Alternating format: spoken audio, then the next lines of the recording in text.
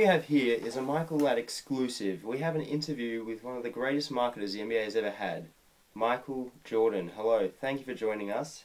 Firstly, what are some of the negative or positive aspects of the way the NBA is marketed in your opinion? The negative is you got a lot of negative things that's going to get it, get the headlines, and then the good thing is going to be overlooked. So I mean, it's with growth, I think, is the reason why you see so much of the comparisons, because they've seen, in the past they've seen some good things happen and some good athletes and mature athletes, well-dressed athletes, whatever. But the growth of what's evolved over a period of time is I guess a lot of the blame is within our society too. Do you think the players these days see the NBA as more of a business, perhaps? More kids are coming in today looking at the business side of what their skills could provide for them instead of looking at what the game is going to provide for them. So I mean, it's a lot more of that, but I think that it's unfair because, I mean, it's tough pressure that they have to deal with, and we never had to deal with that. And they've done a good job and still been able to showcase their talents on the basketball court, which is ultimately how they're going to be remembered no matter how you look at it.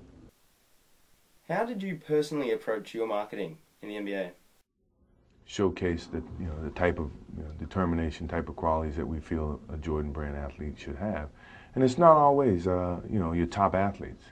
It's how you approach the job. And we have, if you look at our list, we have a wide range of success stories on our brand. Does feedback help the way the NBA markets their products today? Focus groups and get our feedback from that, and then along with finding creative material and creative ideas from our team, been able to connect the dots. And we hope that will continue because of the effort that we put forth to making sure this happens. And I guess with your feedback from the fans and the kids, we've been doing a pretty good job. On a more serious note, what are your picks for this week's Tats Lotto?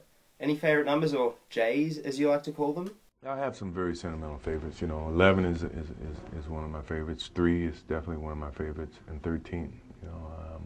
Those are, if I had to pick 3, if I had to pick one of the 3, I'd have a tough time. I'd probably have to pick 3. One of my staff members offered you a coffee before we even started the interview. You don't even have it yet. I'm patiently waiting, and even then, I don't know if that does happen, where my commitment would be with that. Do you enjoy watching the monkeys at the zoo? And they give me so much gratification watching them play. Even though I yell a lot, but I enjoy watching them. So that's my activity right now, and I see that's going to be my activity for some time. And finally, just before we finish, do you think you could ever see yourself being maybe a marketing director for the NBA? Depending on the stage of my life and where my kids are, because they mean everything to me right now, and I try to be there as much as possible for them so that they can make the right choices whenever the time comes.